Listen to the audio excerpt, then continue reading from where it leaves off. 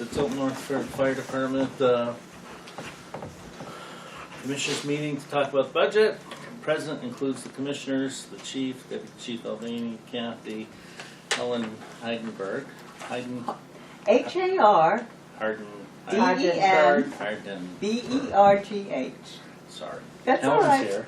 Just practice it. We have firefighter It's deep for Gilman dog and and big boy. firefighter Ryan. Hilo. What is it? Hilo. Hilo. Yep. Thank you for attending. And the Chief's here too. I did mention that. You did. We're in the Tilton Town Hall lower meeting room. It is Monday, November 4th. It's 5:30 p.m. Calling the meeting to order. All right, first order of business, public comment. Members of the district, employees of the district. Helen? Okay, so from last session, as I said, I had a couple of comments. First of all, workers' comp, if I recall, because I didn't have the papers, so I couldn't remember, it was 40,000 in the budget for workers' comp insurance or something like that. I don't know. It was a reasonably big number. So my first question is, workers' comp is based on your incident rate. So my first question is, Chief, do you know the incident rate experience you have as compared to the average that the insurance companies are They using? didn't tell me what the average was, but ours incident rate is very low. 1 point something? You mean per employee or? Yeah, well, the incident rate is measured per 1,000 employees. I don't know that answer. Okay.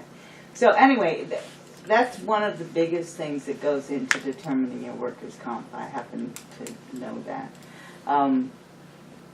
Forget about whether the insurance companies are good or bad at rating things. But one of the things I found very successful was to have a program that held the employees accountable, because workers' comp is all based on your employee incidents, right? So to get your workers' comp down, you have to have something in place to get your employees to participate in not having incidents, some kind of safety program. We do have a So safety do you program. have that? And Yes. are they held accountable In fact, to the it? deputy's in charge of the safety program, and we have meetings that We have quarterly meetings that we meet. There's 5 of us on the safety board. We go over the incidents, and then we email out to everybody what happened and how it can be avoided in the future. Okay. So do you hold them accountable to meeting a goal in your incident rate No. or something like that? So. Yeah. Okay, so I found it very healthy. I mean, obviously I'm in a much bigger organization than that, but I found it very healthy because it got everybody involved to the point where they themselves were personally rewarded and penalized depending on the incident rate they got and the team got and stuff like that. And we were able to drive our workers' comp way down. Helen, So, our loss ratio adjustment factor went down 10.2% between Okay. last year and this. so why would it go so high? we're in a risk management group, so we are with Primex. So our group is combined with everybody else in Primex. So your personal rate is not going to have an impact on the overall rate if you're doing really well and everybody else is doing really poorly, you get hit for it. So I believe our rate is based on our salaries, isn't it? Part of it, yes. Part of it's based on what we earn, part of it's based on our personal incident rate, and then part of it's based on the overall incident rate of the group. Okay.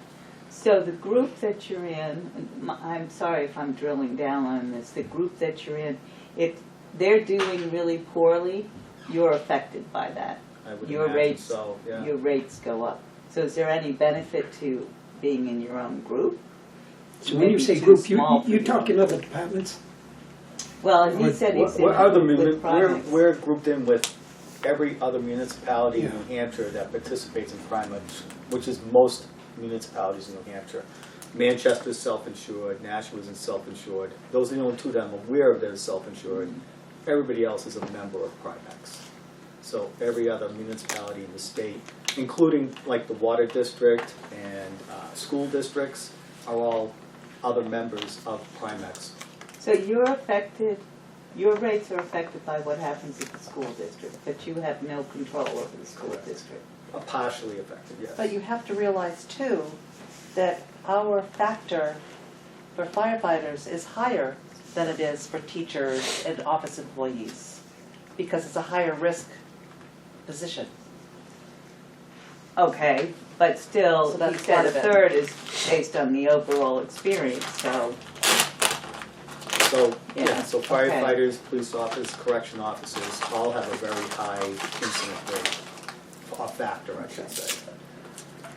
okay. But workman's comp is for injuries type of things, not other accidents, that's other type of insurance. Yeah. Through Primex as well, but injury rate, I would say our department injury rate is pretty darn low. Yeah. Okay, so I was just wondering if there We was do have something you them, were, but it's you not were a doing lot. what you could to impact the rate, because that's gonna affect your assurance, So that's part of the safety meetings that we Yeah. have, saying, why did this person get injured? What was the cause? What was the root cause? It might not, what's the proximal cause, what's the root cause? How can we adjust that? What can we do going forward to prevent that? And that's what we go through in our safety meetings and how we address those injuries. And do you do a safety meeting every day? No, once a quarter. You should do it more often. Maybe you'll get a little bit more out of them. It's only required quarterly. Required and what might actually produce results, two different things. I don't know. We used to do it every day. I mean, we have a 5 safety minutes. briefing before every training, so every time we go out, and like when we go down, we just did our air consumption drill. Before the air consumption drill, we huddle and we say we always talk about who can say start, who can say stop. We talk about, we have a safety briefing at every training. We don't call it, let's say we don't sit there and have a safety meeting, but we do have a, Okay, I mean, it's something that we, take pride in, I think. And, okay, good. yep. All right, so educating me. So educate me on one other thing.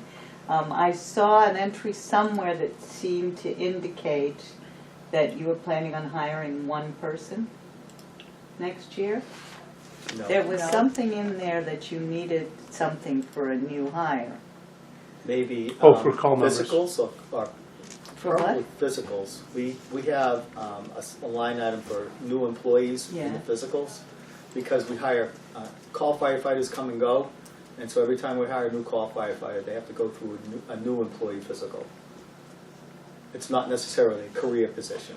Okay, And there's an allowance for turnover, okay, all right. So you're not planning on hiring people this year? not adding staff. Not Not adding adding growing the staff. department. If we have the opportunity to hire additional call people, we will. Okay, okay, and so, excuse me, because I don't really understand the difference between staff and call person. Okay, call is part-time. Mhm. Where those folks can come in anytime there's an incident or training or a special event where we need coverage on something. We pay the part-time people their part-time rate, $20-something an hour, rather than paying a career person overtime to do a lot of these things. Okay, There's no benefits whatsoever. Yes. okay. All right, okay, good, thank It's you. like a volunteer firefighter that gets paid. They're not staffed on the shifts on the truck. Okay, Yeah. all right, great, thanks. Thank you, that was it. You're welcome. Guys, anything back there yet? Okay. As much as we can, we sometimes run things a little bit casual, some might say. So, if the time comes that you want to throw out your 2 cents, well, please just let us know. Thank you. Consider it. Thank you. All right. Anything else? Chief, Kathy? Okay, let's move to the budget. And I want to start on page 11. Script. Page 11. Which is apparatus equipment. So where I think we were last week. That's where we left off, yes. Yes. Or 2 weeks ago. Everything is highlighted in yellow that you need to address. So why is base stations and repeaters, that's numbers changed? Because we took it out, Right. but I'll explain what has happened. I was looking at the total revenue for our cell tower revenue. I had forgotten that 50% of that revenue goes towards abating the taxes in the following year, so I overestimated how much we could spend in that, like, for projects. And so we have to put some things back into the budget to cover those things. Because we already approved spending. That is correct.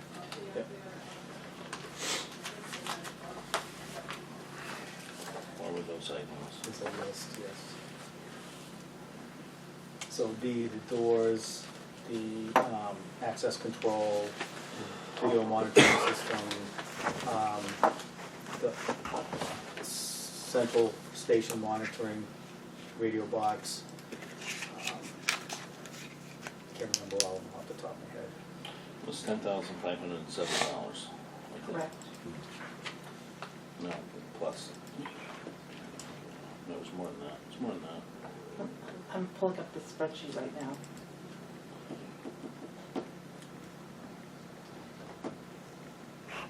Okay, you approved, we've already done the batteries at Shed Road Tower that needed to be replaced.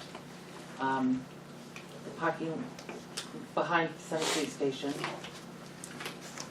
The new doors at Park Street and the access control panel at Park Street. The Meraki firewall was in there, but that had to be pulled out.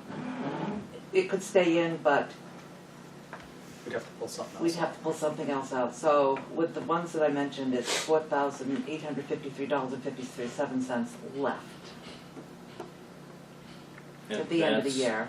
You were thinking we were gonna be able to move $23,877 into that account. Well, Right. that's And it's what might go into it, but only half, we can only Only spend half. half of it. It's Yeah. not even that much, it's a little bit less. Yeah, the anticipated revenue is $9,534.44. That we can spend. That is half of what is anticipated from the tower for this year. And how much is already was in that account? There was $26,819.57 as of September 30th.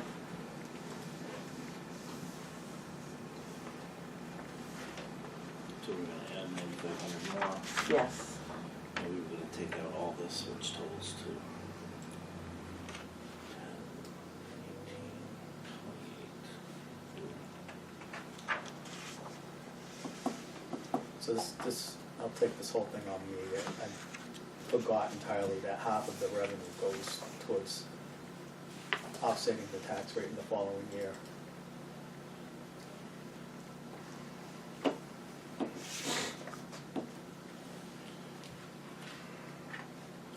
I guess I'd like to see that all broken down. Yeah. So, do we need to,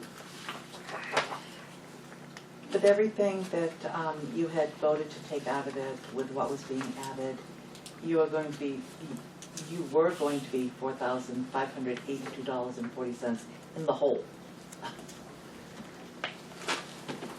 So the chief pulled out the firewall, which is $3,320.41. And then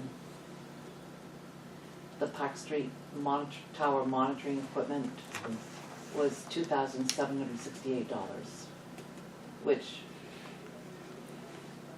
I think that was the total for the equipment plus the monitoring. The monitoring was $1. Oh, yeah, That's in why this. do I have 2,375? I don't know. Which one? Oh, that's the Center Street. Yes, We're talking Park Street. The Park Street Tower monitoring. No.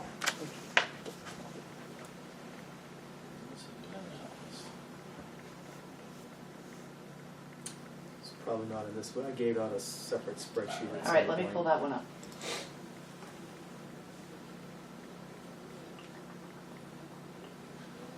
Okay, the original spreadsheet, the chief had anticipated the revenue was gonna be $23,877. Wrong. that was wrong. Which would have, with everything that was in there, would have left a balance of 18,000 after all the stuff that was taken out. Plus, you added a couple things, so it would have brought it down a little more. So, Right, so one of the things you're adding back into the,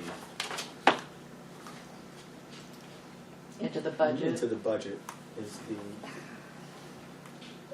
the equipment that monitors the Park Street communication site. The $2,768. okay, and then the other one for the 20, no, the 3320, The Meraki firewall. yeah, where's that gonna go? Has to be in our budget, we have to find it somewhere in our budget this year. Back in like IT or something. Yes. Yes, So that's not it's, proposed in here anywhere yet? No, that's No. coming out of 24's budget, not it 25's. has to come out of this year's budget. We have to find it somewhere. Okay, I'm sure you will.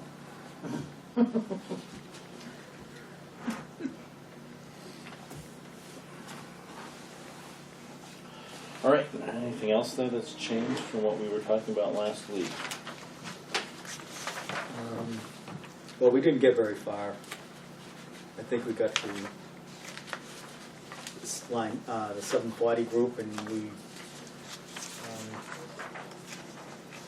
that's Yes. kind of where we stopped. Well, we voted it. You voted. Voted not to approve anything at this point. There was, a number was, We voted not to approve the total. Right. And you wanted to review it again this week, so. So do we want to talk about anything specific in there? Or do we want to talk just about that line item that we were struggling with? How do you propose we move forward on this section? Suggestions?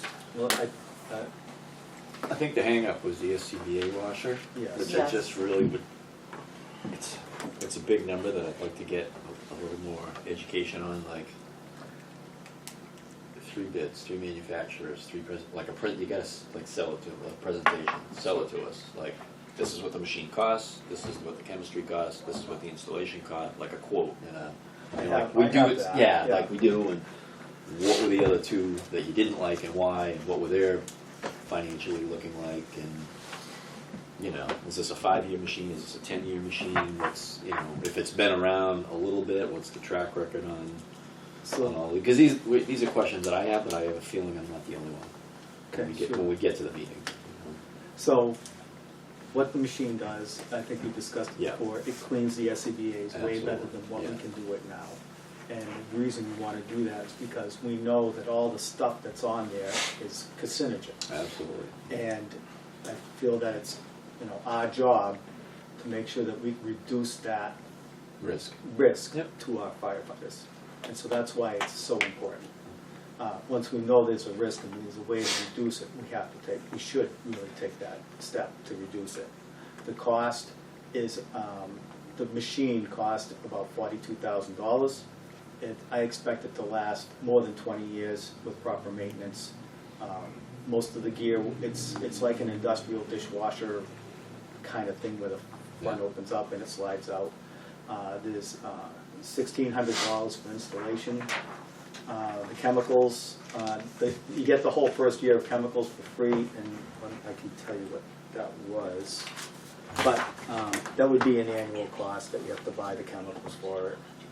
And what would that annual cost be? It's, I don't know, find them right now. They're not free, they're included. Included in the, when you buy it, they give you the whole first year.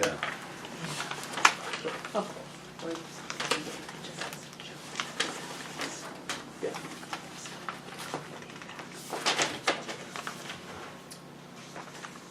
They didn't break it out. It's 2.5 gallons. It's called Pro Blend detergent. So we don't know what the annual cost So would be for that. No. The total cost for the machine, this is the, was $39,573. Installation was $16,000. Freight was $900. But that doesn't. But the $45,000 is what I put in there. Is we have to have You gotta plumbing done. Plumb it, yeah. Plumbing Okay. and electrical Prep done. the site, all right.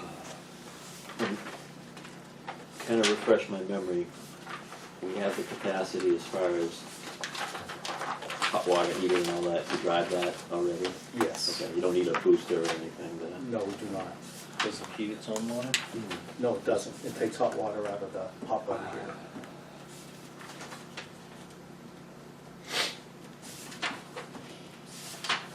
I don't have the other bits. It uses less hot water than our extractors.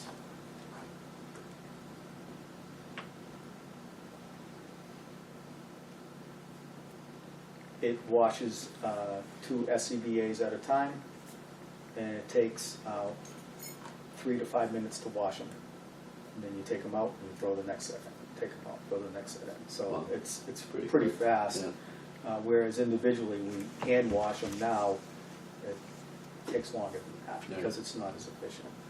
Do you need to hand wash before you put them in, or can you just come right Well, off we the truck do and go? we do a gross decontamination anyways, Yeah. to rinse off any big chunks and Yeah, stuff like yeah. that, and then you throw it in. Oh, okay. And not only can you wash SCBAs, you can wash helmets, you can wash boots, you can wash gloves, Right. other things that you can't put in an extractor, Okay. face masks. The reason so I wanted to get this when we got our new SCBAs, which was about 5, 6 years ago now. They had these products out then, but the SCBA manufacturers didn't approve their SCBAs going in this machine because they were new. They No wanted track to, record. they wanted to make sure that it was okay to put a SCBA through that. Yeah. And once they were approved for that, that's when I tried to get a grant for it. And when I found out, well, when the grant writers found out that we had money in the bank, yeah. they said, buy it, go Yeah. ahead and buy it. So, So it doesn't, now it's not, doesn't impact the warranty of the SCBAs or anything like No. that, right? The vendors or It's manufacturers are approved, okay. they want Yeah. you to use it now. Yeah, because it prolongs the life of the equipment, and they're probably gonna get less warranty claims. Well, they put, the SCBA is a 15-year piece of equipment. Yeah, Once it reaches 15 years, you gotta replace in it. the period. life, yeah. I'm surprised it's that long. You know, I mean, something like that's, Well, we beat them up pretty good. yeah. But, and when we break them, we send them out and they repair them. Yeah. But at the end of 15 years, that's the end of life of them, you have to replace them. The current ones we have, we purchased all at the same time? Yes.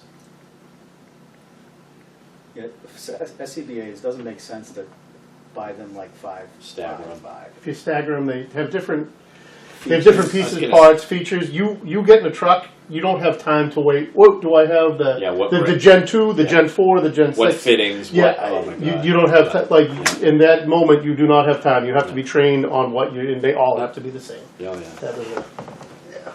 How many more years will they replace them? 10, 8 to 8 or 9. 9. 8 or 9. It's in the capital improvement program, I have it. What's the cost? Expensive. Mhm. I'm gonna guess 4 to 5 at that time. It was 3 last time.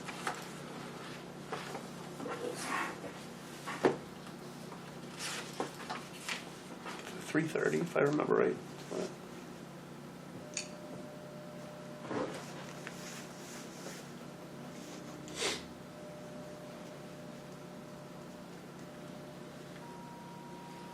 In 2035, we'll need to purchase new SCBA's. And what do you propose what's your placeholder say? I don't have it in this, because this is for vehicles and other equipment, but I made a note somewhere that this, you have to count that in 2035, we do have to purchase SCBA's. And that's 10 years away. I don't know what they're gonna cost in 10 years. Right now, they cost about $7,000 a piece. How many do we own? 28? Sounds right. I don't know the number off the top of my head. So by then, they're probably 10 grand. You do the math. It's a big number. All right, thank you for that information. So what were the other, they're not the machine that you're looking at, it's not the only company doing it, right? Correct. So who else who did you pass on and what were their costs? The other companies, I didn't get bids on because when I did my research on, and going to the shows and watching them, this machine worked the best. Yeah, And it was the smallest, actually. The other ones were a lot larger and took up more space. And where we have to put this at Park Street, I was considering that as well. yeah. I forget what your other question was. Well, I was just, Cost-wise. yeah. So there were only 2 people that distribute it in our area, and I got prices from both of them. Right. And IPS was the low bid by $2,000 Yeah. on the machine. So they're pretty comparable. Yes. But you get, okay. So how long has the machine been out? How many years has the machine been out? You said it didn't 7 qualify. years. It's been out for about 7 years. Okay, but none of the companies qualified it. You said until The recently? SCBA manufacturers Did not warranty. wouldn't warranty your SCBA.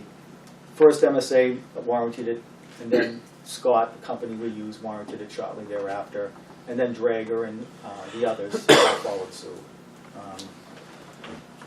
You said there's only 2 people in the state of New Hampshire, roughly, that have them. 2 or 3. I think there's 4 now. Derry, Durham, Salem. I think he's told me Keene. But talking to other fire chiefs, they're all trying to get it now because of the science and the data.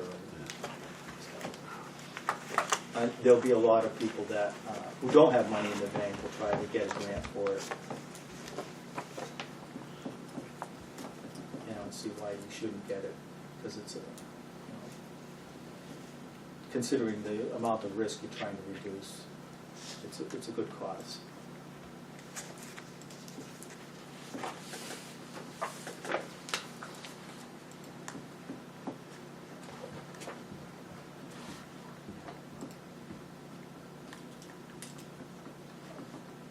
Additional thoughts, questions?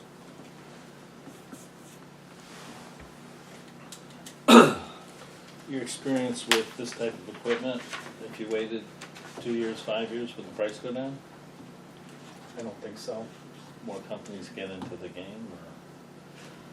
I think the companies that are going to do it are doing it.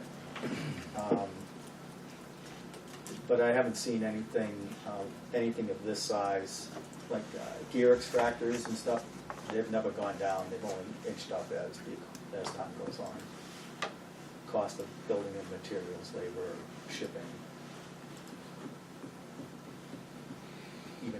even labor for installation goes up. So I don't anticipate this cost to go down.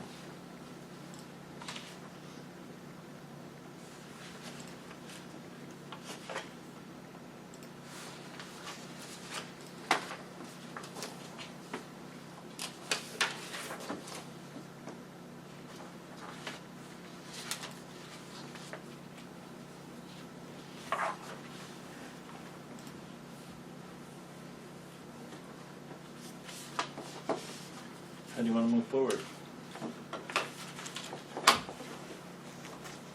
Well, do we have to go back and do all these lines under 740, or are you just looking for a motion for? However you want to. We haven't approved anything under 740 yet. Well, we did, and then, well, it didn't pass, Right. so. We could approve each line individually, Aye. we could approve the whole thing at a dollar amount with. However you want to handle it. I think I'm gonna make a motion to approve line 740 in an amount of $93,756. Hesitant. All right, we have a motion, is there a second? I'll second the motion for $93,756. Additional discussion?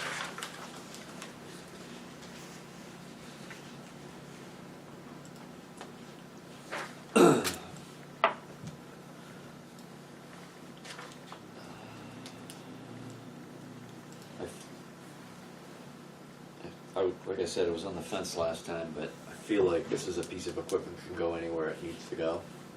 You know, it's not like it was a $20,000 install. I'd feel bad if we put a lot of money into the installation and then had to relocate the thing and lost that in any kind of building renovation. And it doesn't appear that that's the case. But the bulk of that stays with the unit, and if it had to go, if it had to move it to Center Street, if we had to move it to a different location, you know, it has that portability, and that it's not, you know, we're not throwing money out the window of a big install, you know what I mean?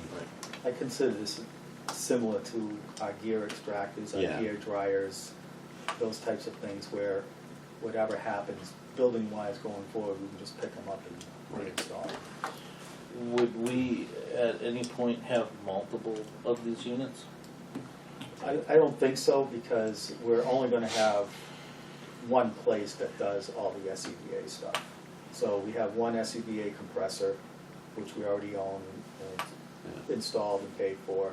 So wherever we decide to do going forward, wherever we decide to do the SCBA stuff, this would be at that place. Because you come back from a fire, you get that gross decon at the fire scene, you come back, and then you start washing everything.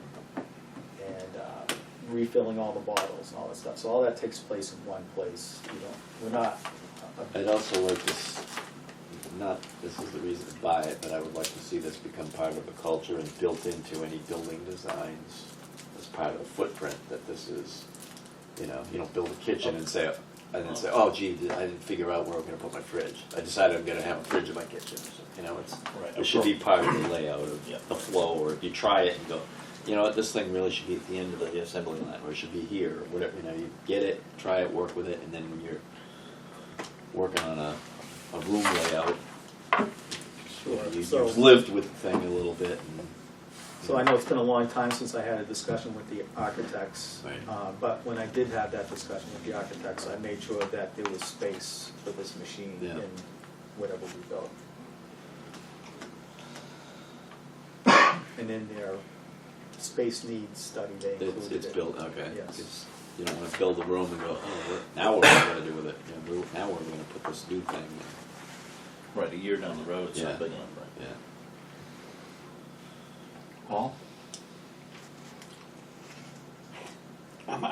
There again, I know, I'm not for it, let's put it that way. I just feel it's a new piece of equipment that's new, and you wait 2 years or a year from now, they're gonna come out with something even better. And I understand this, I don't know what the warranty is on it, whether it's 50 years, 10 years, or whatever. There's always something new and better, and no matter what you do, it's gonna be new and better. With only a couple people around the New Hampshire, I just don't feel as if we should be the one, but. Do you want to be the one to have 2 additional years of a higher risk to our firefighters?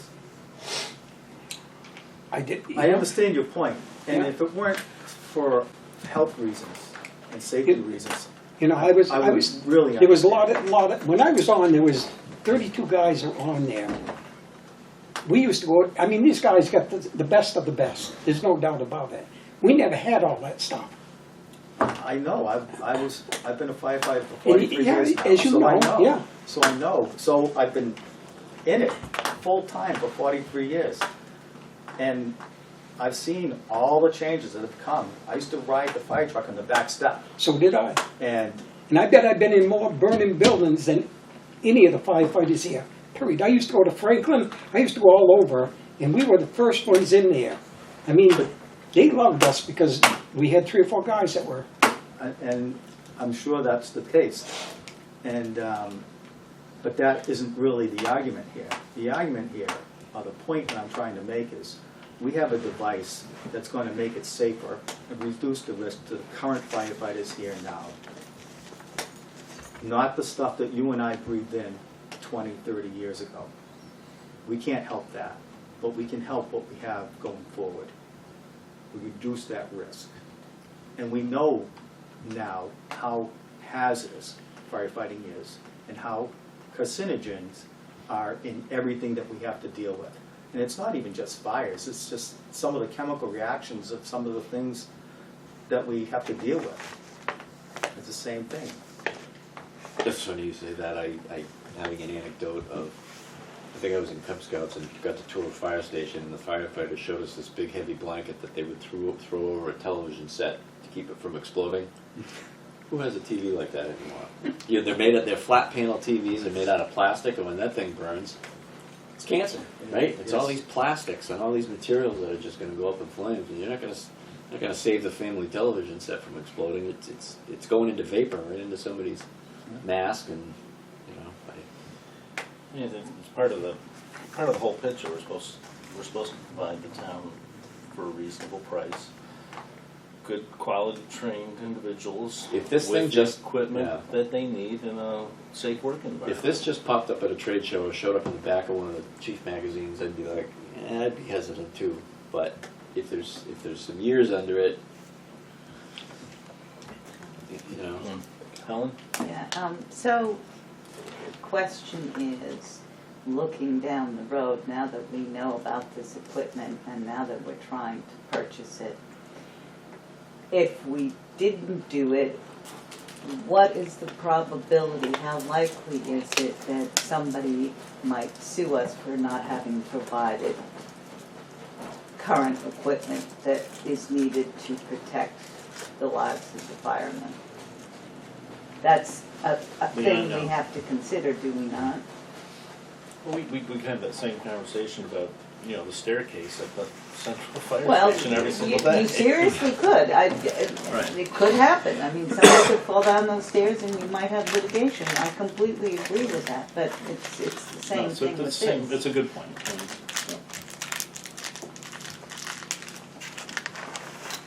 I'll just reiterate something I said the last time, is, you know, we have the money in the budget.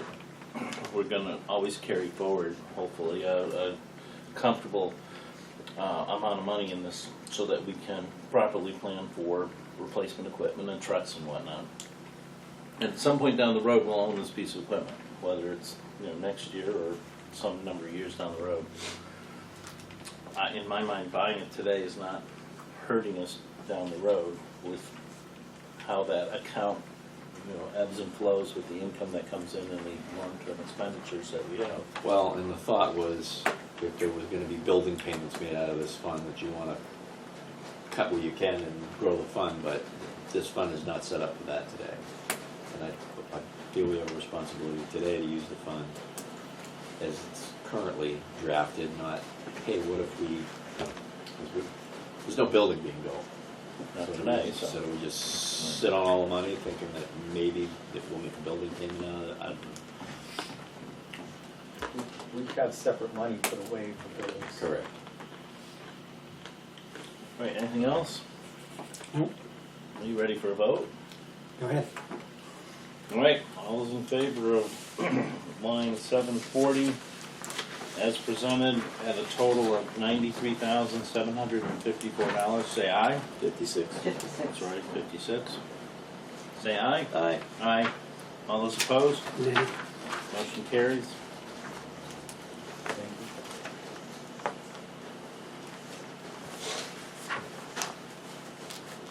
Do we want to move right down and go to 74102? Yep, let's just finish, yeah, Brad's and equipment fund. All right, this is EMS equipment, disposable. This is primary for ambulance. Yes, it's IVs and Band-Aids, everything that we use that's disposable. Now, last year, the same amount of money, but you spent $30,644. What do you anticipate for the next 2 months?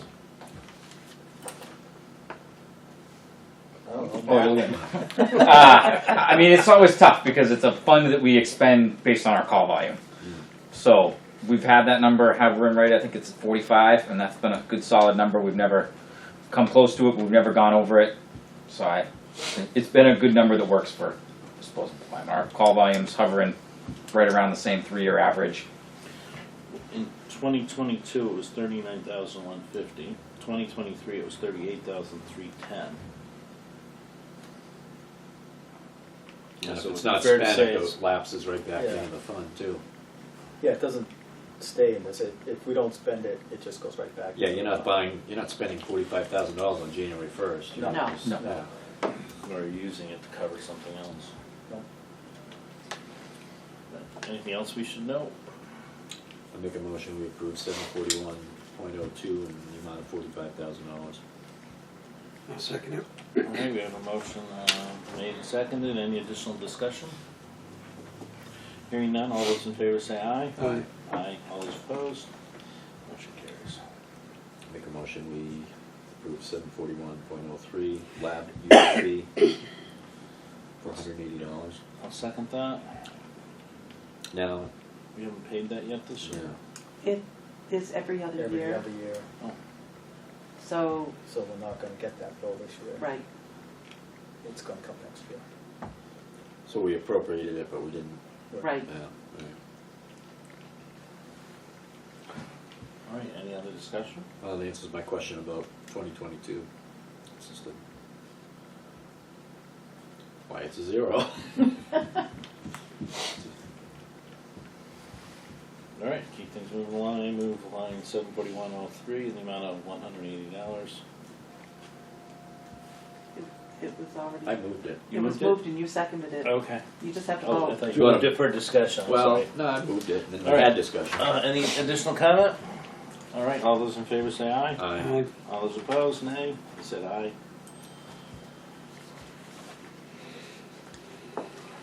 Advanced medical training, line 74104. So we didn't put a line into that. That should be 0. 0. We don't need to put a dollar in there to keep that open. We don't need to keep that open. Okay. It's 3 years, so it should be okay.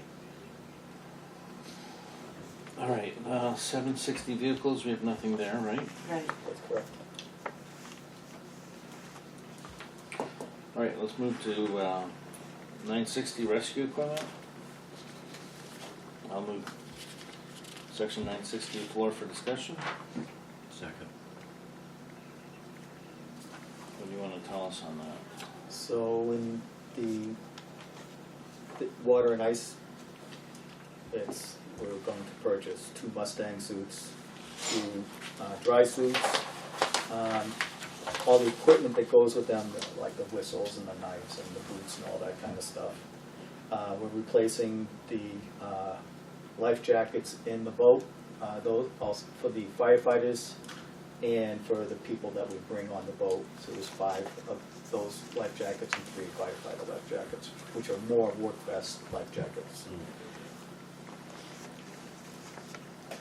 You do a couple suits a year? Yes. Yeah. Yeah. Just kind of rotate them through, or? Yeah, we used to buy them like in Yeah. things, but we have, I'm trying to get the guys to come to a program where let's try and even out the budget, so it's,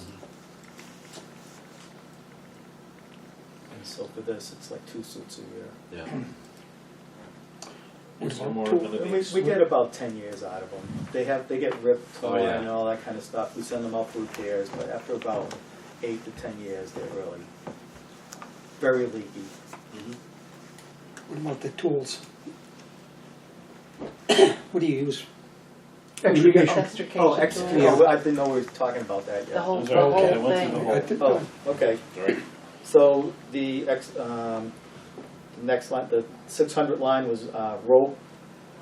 That's me. That's the bailout kits. Yeah, so there's 2 items on the rope rescue. The first one is the ladder belts for the ladder. So when you climb the ladder, required by NFPA, if we stop to work, we have to lock into the ladder. So if you fall, you don't fall. All our ladder belts are over 10 years old. NFPA only certifies them for 10 years, and so we need to replace those.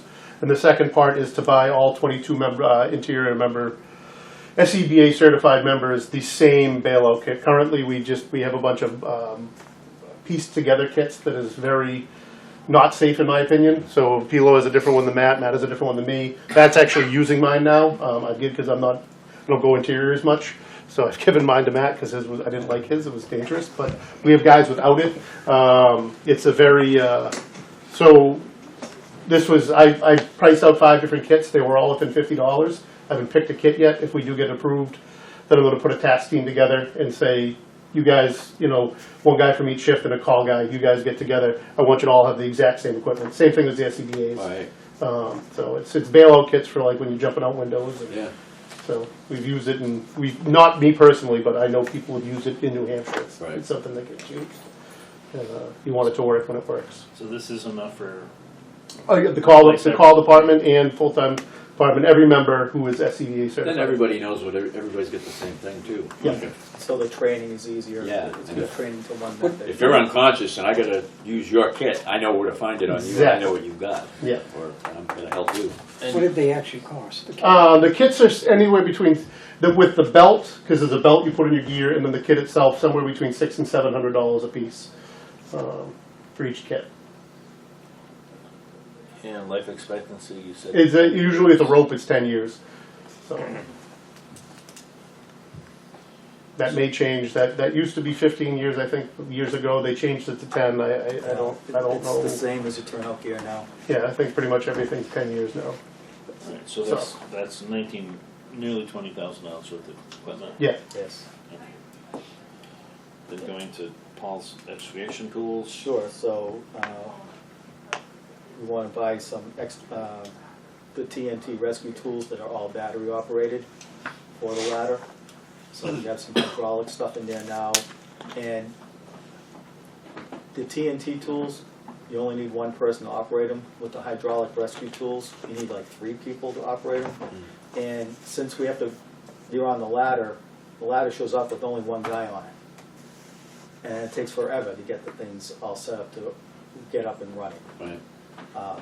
The battery operated tools, you take it out of the compartment and just go. We currently have 2 battery operated tools, one in each engine. It's a combi tool that can cut and spread. It's one of those things that's good at, it's okay at things, but it's not great at anything. These replace our cutters and our spreaders that are on the ladder itself. We have the 2 battery operated tools. We've had them for years now, and we've had very good luck with it. You push a button and you go. Whereas you have to pull, on the other ones, you have to pull the hydraulic unit out, it's a pull start Honda motor, and then you connect the reels to it, then you connect the reels to the tools. It's just, with the battery operated tools, you pull them off, you push a button and you go. Would the new stuff go on the engine and the engine hand me down to the ladder? No, Does it go that way? it does, because they're different tools. The tools on each engine just has one combi tool, so it's a combination cutter spreader, Yeah. where there's 3 tools on the ladder. There's a hydraulic ram that you can ram, and then there's an actual true cutter, and then a big huge spreader. So it's a different type of tool. So we have 4 different tools. Each engine has one of the same. Does that make sense? Well, it does. I Yeah. didn't know if every truck was similarly equipped or No, not. no. The ladder has the actual real extrication tools. The stuff on the engine, you can pop a door and, pick up a car if you need to quickly. So is the new equipment as robust as the hydraulic Yep. equipment? Yep, Yes. it's basically the same size, I Same believe. everything, Uh, it's just battery operated, yeah. same company. And it's the same Milwaukee batteries we use for our chainsaws, our vent fans, our regular power tool. We are making an effort to make everything. What voltage is that? 18. Is it the 18? The M18s, yeah, they're just Wow. different amperage. Yeah. So like our fans are, I can't remember the amperage off the top of my head. So we have little tiny batteries or big batteries, but you can move everything around, and so it's the same as. That way, all the trucks, they have all M18 batteries on them. What's the age of the equipment currently on the ladder? I do not know the answer to that. Powell got those. 10 years? Somewhere in there. I didn't hear what you said. Sorry, in the 10-year range. Okay, so it's not tremendously old, but it's not new When we bought that equipment, so I apologize for speaking out of turn, that's right when battery technology was coming out, and it just wasn't, speaking to being the first people or something, the battery technology just wasn't there yet. We weren't comfortable moving to battery technology in the last 5-6 years. It's gone over the end and, become either. So ubiquitous. nowadays, nobody would buy hydraulic equipment? Not that I'm. Yeah. I've seen You plenty might of it be at able to auction. give it- Yeah, Those gas motors. Yeah. Engines, we'll try to sell it. Yeah. Nice. Is this to buy the complete set? Yeah, For the ladder, yes. we have no more gas-powered hydraulic tools. All our hydraulic tools will be battery operated. And we keep the 2 on the engine. The 2 on the engine wouldn't be going away. Yeah. The 2 on the engine would stay as they are now. This is just replacing the ones on the ladder. What are the age of the ones on the engine? No, a little newer. 5 Little years. newer, 5 to About 5 Yeah, years. about 5 years. Yeah. When will those be up for replacement? I'd have to talk to Captain Powell about that. He's my go-to for that stuff. We use them until we have to Yeah. replace them. It's like, there's not, those don't have like a 10-year limit. They don't on time them. out. You use them until Something breaks. something breaks that it costs too much to repair. Correct me if I'm wrong, Chief, I think the reason we went with TNT is their warranty was leaps and bounds above everybody else. It was, and they use commercially available batteries, whereas like the Hearst tools, Proprietary. proprietary Yeah. batteries, like, the batteries are made by DeWalt, but Yeah. you can't go to DeWalt and buy one of the batteries from Yeah. a Hearst tool. Yeah. We've done it before for these tools, just gone to Home Depot. and Just done go to it. Home Depot, Yeah. buy a tool, battery. Like the Hearst tools, which is the other big manufacturer in these things, the batteries cost $750 a piece. Sure. We pay $100 and some bucks for Yeah. a battery.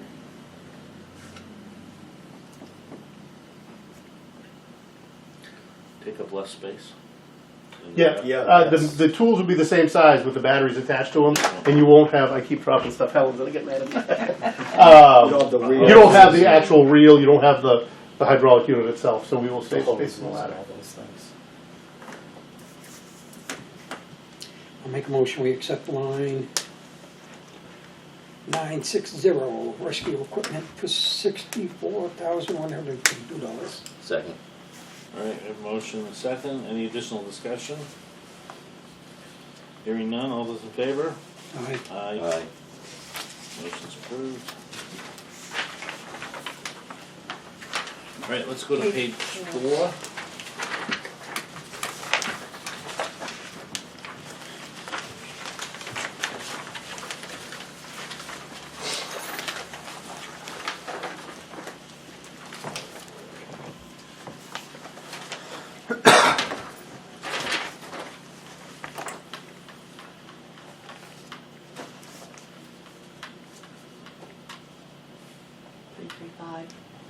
All right, let's move line 335, school and training fees to the floor for discussion.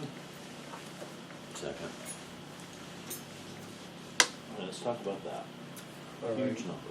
Yep, so, this is the line that's taken a big hit over the past few years.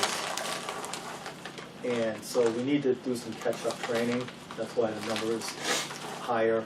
And additionally, we're on a program where I'm training my successors, sending them to schools to get certified in incident safety officer and finance and leadership, to make sure that when I leave, the transition is smooth and as smooth as can be. And so all that's going to take place this year, and that's why the number is what it is. Some of that training's required and some of it's optional. Sure. So, like, it's optional, like the deputies going to the finance school at the National Fire Academy for 2 weeks in February, March. March. That's not required. But when you have somebody running a multi-million-dollar enterprise, you would want them to have some type of training in finance, I would imagine. Same with your officers that are coming up that you want to, are overseeing incidents.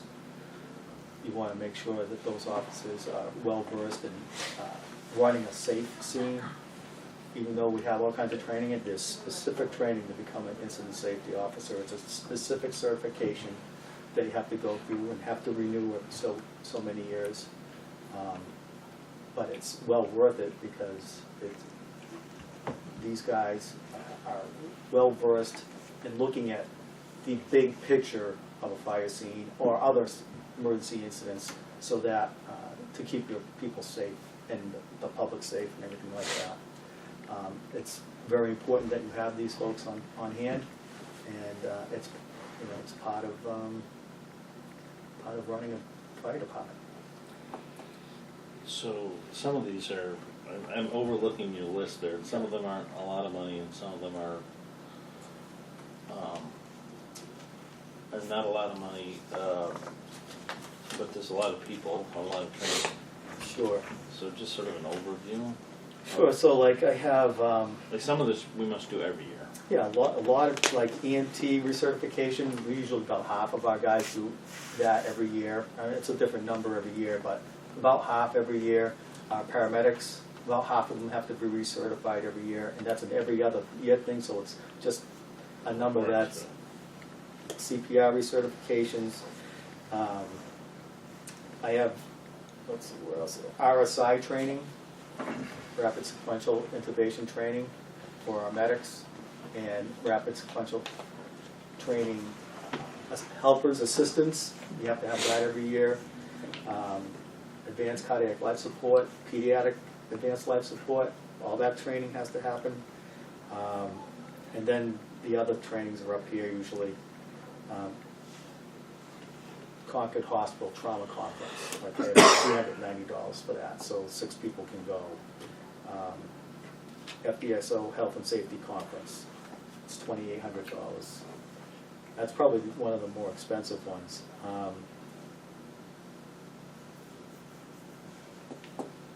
The other big ticket item here is the Lexapol training suite.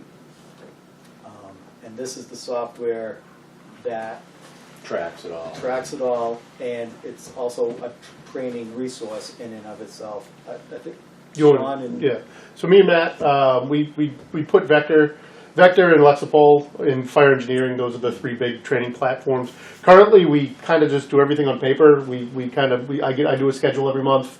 I plan it, I have next year's kind of planned out. It's really, and then we track it, and then remember, if you remember our ISO rating, one of the things we got hit on was our lack of the training documentation. My guys do all the training, we just don't document it. So what these programs would do, 2 things. One, they provide the training, they have videos, they have training lesson plans, JPRs, stuff like that, but they also track the training. So we put the 3 up against each other. I quickly took fire engineer aside. It didn't, everyone I talked to kind of, so it led us with Vector and Lexapol. Vector was almost 3 times the cost. It had very good online training, but it was very online specific, 1 person at a time on a computer. It's not how we like to train, so it really kind of let us, because it's a third of the price, and I think a better program for us, the Lexapol. So we did do some research, and we had the 3 out there. And the cost for that program is, $1,302 and is that at one time? It's once a year. once a year. It's an per member. It depends. So I took our. It depends what you're certified in. So like our full-time members need fire and EMS.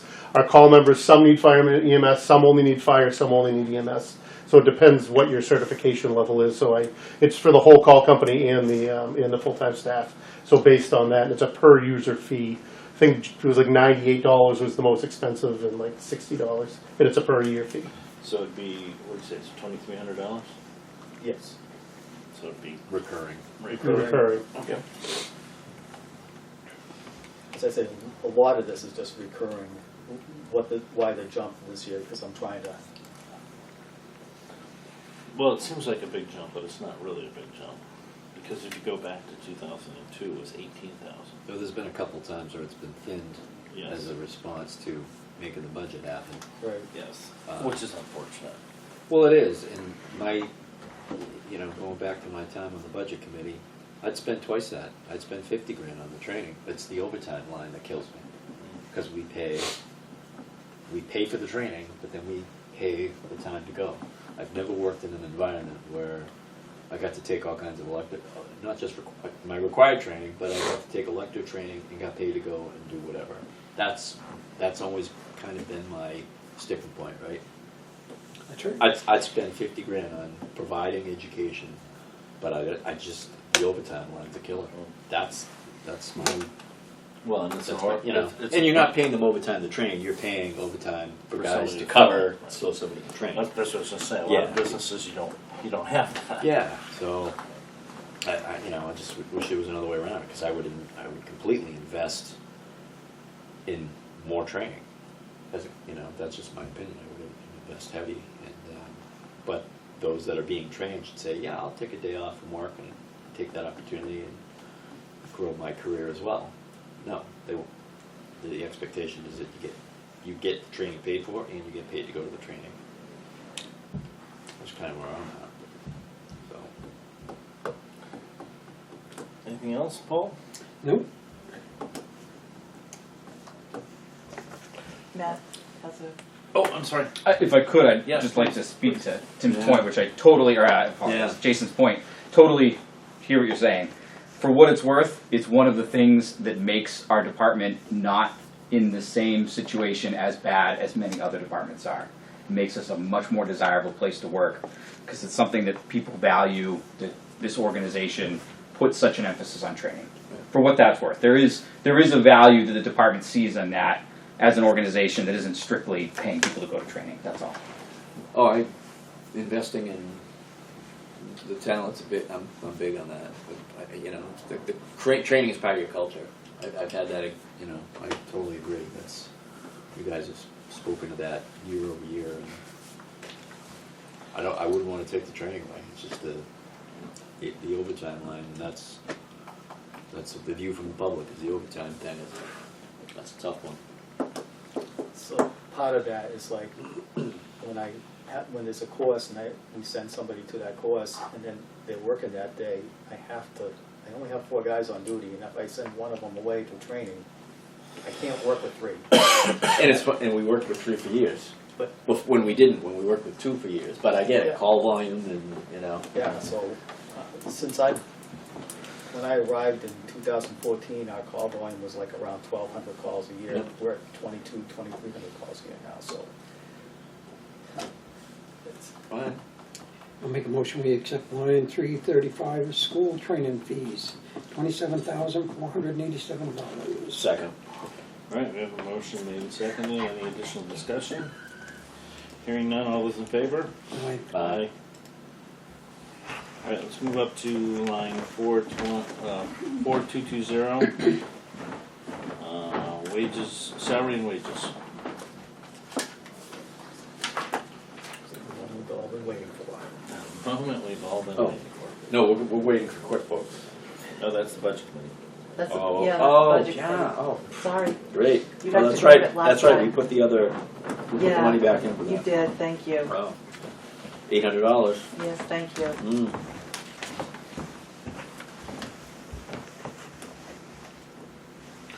All right, you want to run us through how those numbers were achieved? So, the salary line of $1,638.83 is achieved by a step raise and an educational incentive. And, let's see. The step raise cost $35,402. The educational incentive cost $63,080 and change. 26 cents if you want to be exact. What was the education one? $63,080.26. And together, those two things don't quite equal out. It's around 5% raise. When I did a pay analysis for this year, using the same towns that we've been using for the past several years to compare what our pay rate is compared to what other folks' pay rate is. If we were just to go on a starting salary basis, which that's what we usually use as a metric of measurement, our firefighters start at $25 an hour, and the average of all the other fire departments that we compare ourselves to today is $26.51 an hour. That is $1.51 below, higher than what we are currently offering, a 6% increase. We'd have to go with 6% pay raise to equal that starting rate. The reason I bring only a 2.5% step raise and the educational incentive is because no one else in our immediate area is offering an education incentive. And when we compete for firefighters, there aren't new firefighters around to be had. You have to recruit from other departments. And one of the ways you can recruit from other departments is by, like Matt said, our training program. And if you have a benefits package that is just a little bit better than somebody else's, you can draw that great talent. And it only serves the community better if we can have, keep and maintain good talent. Yeah, if you not can lose poach it. somebody that's trained and certified and got, a few years under them. Yep. Yeah. And so that's why I'd offer the educational incentive. It brings it up to around 5%, I think, is when I worked it out.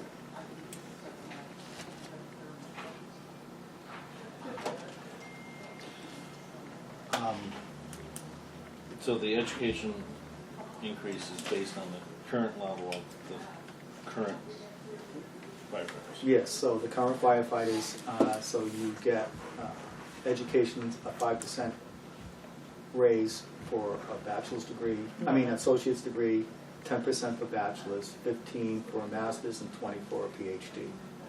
Now, do any other departments do that? Not around here. Yeah.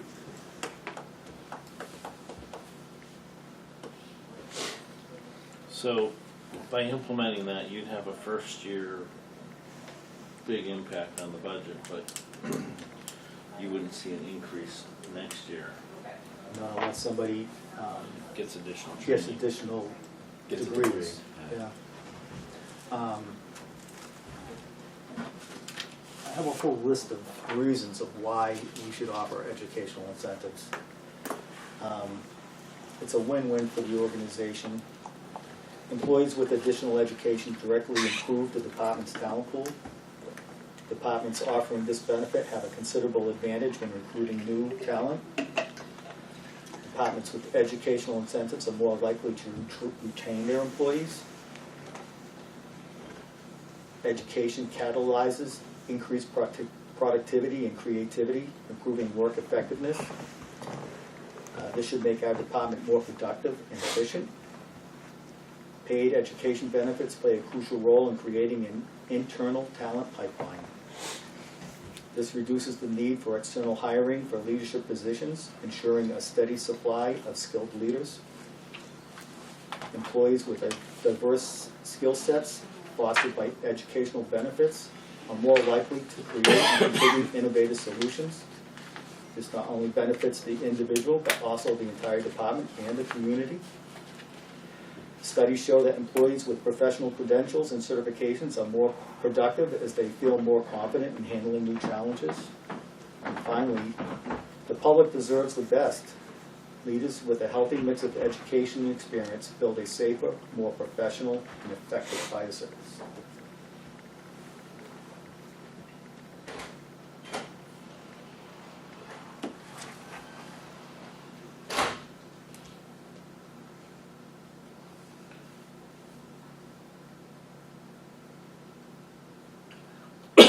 Could you remind me what the numbers are for the percentage for associates, bachelors, so 5, 10, 15, 20. So the associates is 5%? Yes.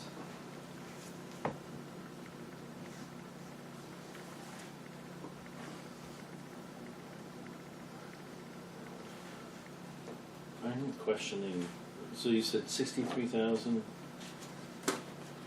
for the educational, That's what I have in my spreadsheet there. and you had 35,000 step increase? Yes. Hmm. That's Your increase. 25 total, approximately 35,402, 82. No, is Full year salary, full year the reason the benefits, budget full year doesn't total. increase by that amount is because it's only for 3/4 of the year. Correct. Correct.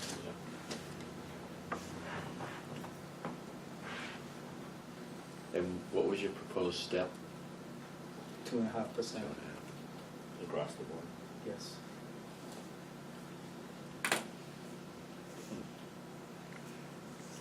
We don't pay for college education. So if somebody wanted to improve their degree level, that would be on their own. Yeah.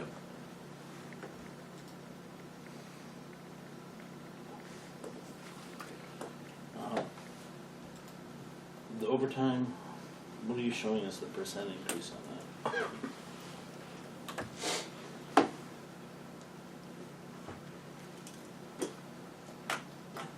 It's $90,000, that's like 30%. When you're done. Oh, okay. I don't wanna mess up the math. No, that's all right. I know we talked about this briefly at one point, but obviously you're increasing overtime. We talked about, you know, Sure, so let me turn my overtime spreadsheet. as the firefighters have more time, they get more Correct. vacation days and whatnot. So overtime, the number we have here comes out of this spreadsheet. And what this spreadsheet contains is all the vacation time the firefighters are allowed to take. First I do our liability, and then I do something less than that. Right. What Our they're- full exposure Are is you probably. saying Yes. that everybody takes all their time off? Yeah. So then there's sick time that they're allowed, family medical leave, Right. we have a floating holiday, then we have training, and then there's what I use as an average of the last 3 years of sick What leave, did to it come take? out with a sick leave thing. And so when you look at vacation, it's 2,352 hours. The total sick time allowed is 4,440 hours for the whole department. Family medical leave, I have 288 hours. Floating holidays, 192 hours. Training, from the worksheet, the training worksheet that we went over, is 2,420 hours. And 1,884 hours is the average of the 3-year sick time from everybody taking it. So our overtime liability is a total of 9,404 hours, and that amount is $503,114. But since I'm using the average instead of the total allowed sick time, our total liability, that comes out to 7,136 hours, or the number that's on before you.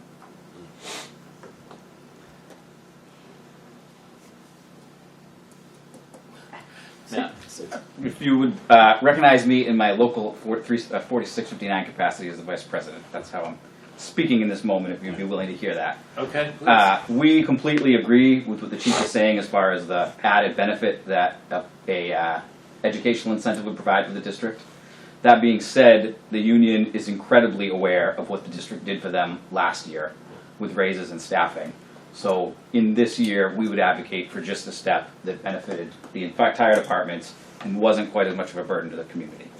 In light of what happened last year, where you brought us up to a level that made us much more competitive. That was a big deal. It was a big ask, Yeah. it was a big step. We added 2 people to our roster. We're aware of that, and we just want to get that out on the record. Yeah. We know that we're following this up on a big year. We agree with the chief saying that that's definitely a competitive advantage for hiring people, but we understand the context of the follow-up year. Yeah. Thank you. And as the vice chair of that budget committee, I was the guy with the $25 number, and probably one of the more conservative voters on the board. I said, we got to do it. So it was a big swallow for, because I think the ask was in the 23 or 24 realm. I think it was like 23. It was, Yes. we Yep. at the time, I can't speak as to the makeup of the budget committee now, but I think the culture, the flavor then was, okay, we'll do 25, but we don't want to do anything this year. But I think that was in the light of there being something a little more aggressive on building too. So yeah, the 25 was a big deal. So, I don't know. so Matt, just to follow up on that, so based on your conversations with the membership, there, how do I word this? I like the way you worded it. Was that a unanimous kind of discussion, or was that? I certainly appreciate A position on it, sure. Right, right. We didn't take a vote as a union, if that's what you're asking, but there was discussion as a union, if that Yeah. helps. That answers your question. Consensus? There was a consensus. Yeah. But the union would advocate for something that benefited the entire membership, and also, or understanding that it's in the context of what happened last year. Yeah. So, let me, additional clarification on that then. The educational benefit, what percentage of the firefighters does that impact? I have that too. I'm sure you do. That's why I asked I you just the have to question. find that sheet.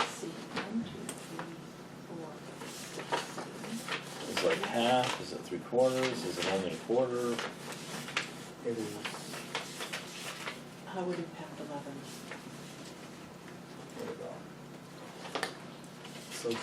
so big it's on multiple pages. 1, 2, 3, 4, 5, 6, 7, 8, 9, 10, 11, 12, 12 of the 18.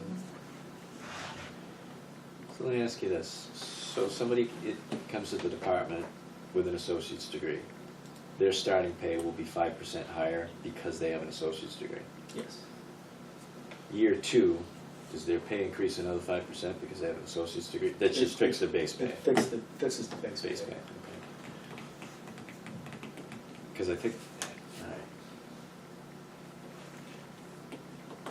I would, the 5, 10, 15 seem pretty blocky, and I'd almost prefer that there'd be that would be you get 2% your first year, and then 2%, like a retention, like anybody with us, you get that 2%, and then if you stay, You mean like a longevity type like a thing? like you ease into it, because I- 5, I- 10, I 15 worked- are really hard I worked out a numbers. program for that as Yeah, well. like, I get But this, that this was doesn't, the less expensive of the program. I Yeah. worked out the if there's longevity. a, So my longevity program was basically, for every 5 years you stay, you get a 3% raise. right, Up to a max of, I forget what number I was using. because if I look at longevity, I would rather have it go across the whole department as well. It for, would go you across know, the whole not, department. not applied to any degrees or anything like that. Somebody's been in, you know, just plain longevity, not related to education. That's, So I have those costs. But Because I was kind of thinking of throwing out the discussion of not doing the step increase into an educational increase because of the incentive that it offers. given that It's twice as much as the. yeah, but given that we knew this last year, was that we said, you know, if we continue to aim at or below the middle, we'll always be at or below the middle. And we shot what we thought was going to be above, knowing there was going to be some likely neighbor increases. Right. You know, striving So it to was. striving to claw up to mediocrity as far as the number on pay, and you know, still falling $1.50 short. So We can't control what the world does. We can only. as a comparison, the longevity pay, if you did 3% after every 5 years, up to a maximum of 20%, given the current makeup of the fire department, that cost this year would have been $94,490. But it's more equitable, if you want, Yeah. in that respect. But then again, you don't have that educational incentive where I think you're trying to attract and keep the best talent you can.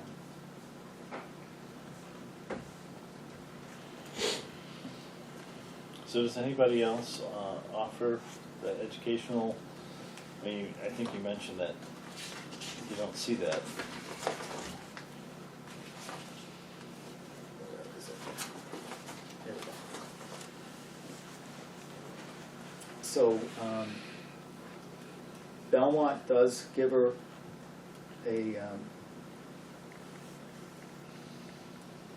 something for certifications and degrees. Goffstown gives something for a degree, but I don't know what they are. and so does Bedford. And the other departments that we compare ourselves to do not. I don't know what their particular programs are. So when you came up with that program, what were you using for input to make those Just doing recommendations? research online, experience from other departments that do have them down in Mass that I know, talking to some of the chiefs down there, what they do.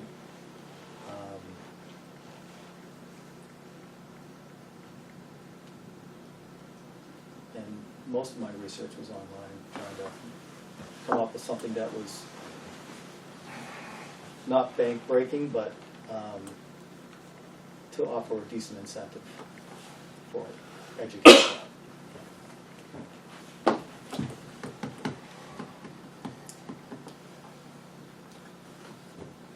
And I guess the other incentive program I was looking at was at certifications. You know, for ice rescue technician and stuff like that. And when I did the cost for certifications, it was more. So of all the incentive programs, the educational one was the least expensive.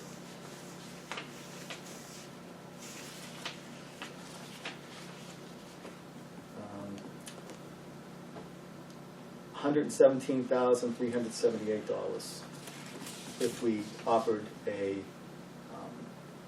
incentive for certification. So like if you had ice water rescue technician, you would get 1%.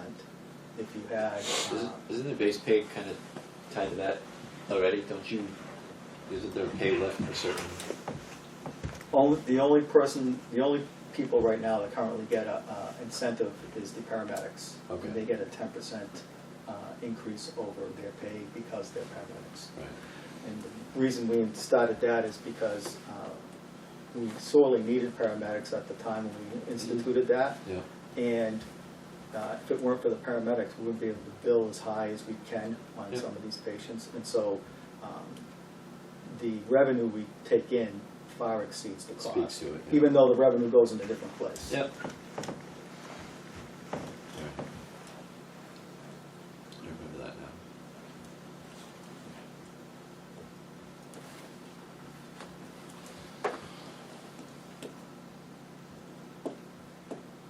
Paul? I am willing to go with a step increase.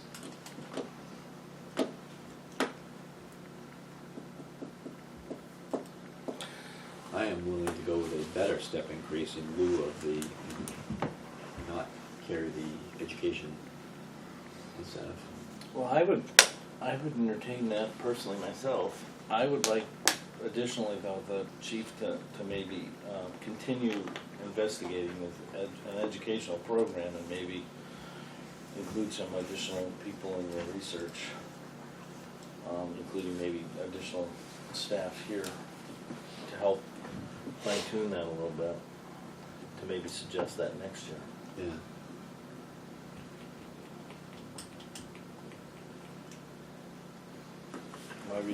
What were you thinking about the step increase?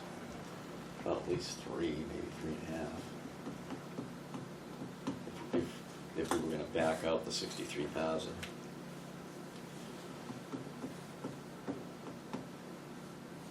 Well, let's do a motion.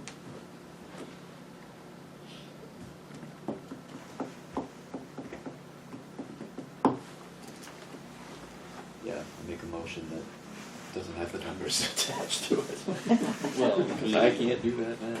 Yeah, it'll be last year's numbers Well, if you with the step increase of Yeah. X I can percent. give you the figures for a 2.5% step, but if you want anything beyond that, You'll have to recalculate. I'll have to Yeah. recalculate. Yeah. Well, what's 2.5? Well, the 2.5, Is that the 35,402? 4,282. no. Let's see. Oh, right, that's for the whole year. Only 3 quarters of It would be The salaries would be 1,600,000, wait a minute. $1,582,270.56. And then the holiday pay would be 72,124.80. No, that doesn't work either. 1,582,000, because you'd have to back out 63,000 on the education part of it. So that's a bigger number.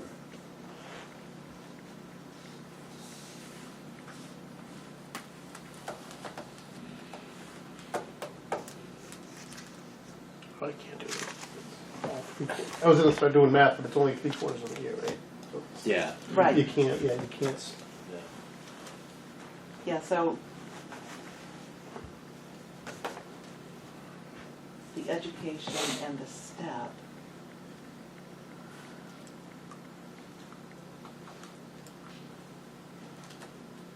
That's correct.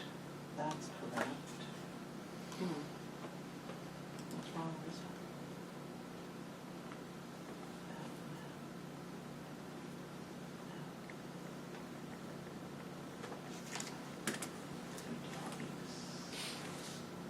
Yeah, that's.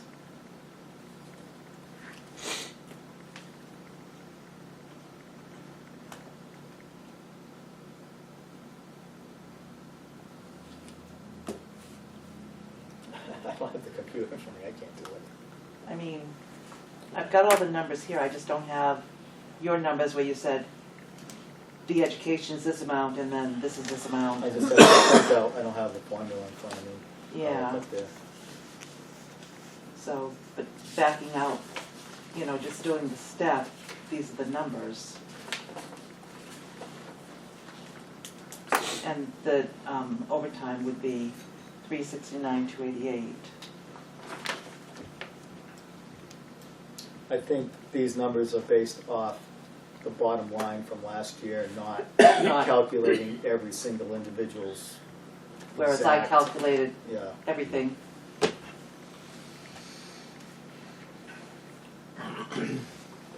because I didn't want to do that, so I took the bottom line. So we don't It's gonna know be what close the enough. actual numbers would be.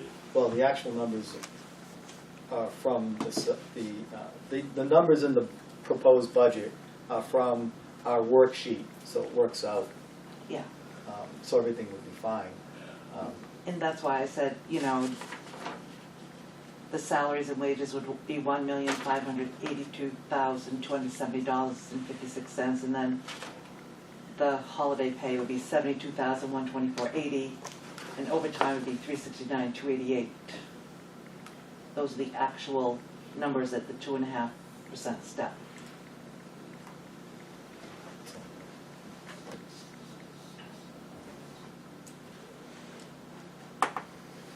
Well, I make a motion, we back out the education incentive and go with 3% step. Numbers to be revoted at a future meeting. Okay. We have a motion, is there a second? I'll second it. Alright, so we have a motion to fund career salaries and wages at an amount to include a 3% step. And they put some base pay at $25.75. Any additional discussion? Right, all those in favor say aye. Aye. Aye, Okay. motion carries. Can you create those numbers? Absolutely. When would you like them? Can you email them to us? I can do that. When is our next meeting? The 12th, that's your regular commissioners Next meeting. Tuesday. Next Tuesday. And you have a pretty heavy schedule that night. Because the final attorney is coming in to be interviewed. Right.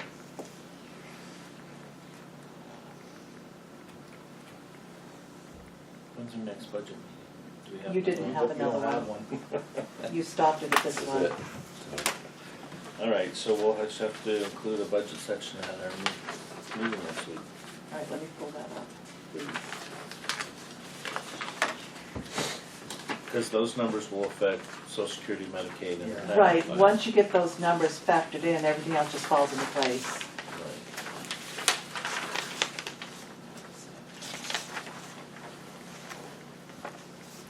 That's on page 2. Yes. Yes, Is there any other items on the no, budget that we need to review? That's it. okay, so, When do we go over warrant articles? That'll be later. it is later. Once we get this done and squared away, then we'll bring the warrant articles to you in December at one of your regular meetings. Old business, Most of the warrant articles are just the same. I'd like to, on the warrant article, is there any way we could take money out of the ambulance fund and put it in the building fund? no, We can't do that. no, you cannot, Why? because there's only certain things the ambulance fund is for. I know, but if it gets voted on, I mean, If it is voted on, yes, you can do that, but you have to redo the purpose of the fund. You have to do a warrant A article. warrant article. well, that's to what I do mean. it. Do a warrant article. Do a warrant article so we And could do that. And then once you change the fund, then the following year, you could have a motion to take money out of it. You can't Wonder do if we it, could you have can't that. do it in the same year. But it's I would not- like to see that. I mean, we take in, what, 600,000 a year?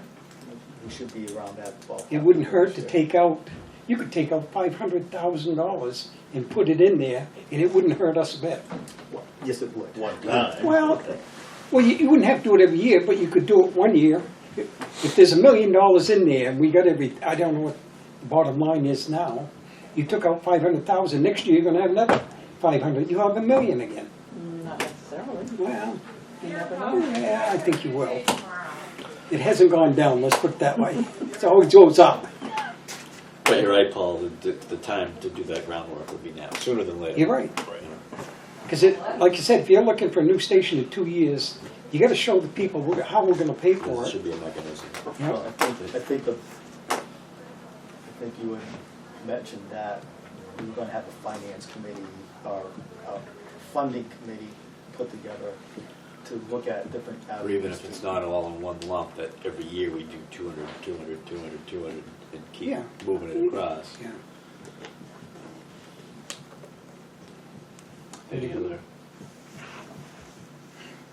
I'm ready to make a motion to adjourn. I don't have any other, Kathy, there's nothing else on this? No, there isn't. I added the salaries and wages under old business for our next meeting, Okay, so that we can finish that off. okay, Okay. thank you. All right, Motion to adjourn. all right, motion's been made to adjourn, all those in favor? Aye. Aye. All right, meeting's adjourned at 7:03 PM. Gonna make it home in time, that's what I wanted to know. Oh, no. It's enough time to make dinner. No. And Ryan, Matt, thank you. This was recording at Thank you for least. everything.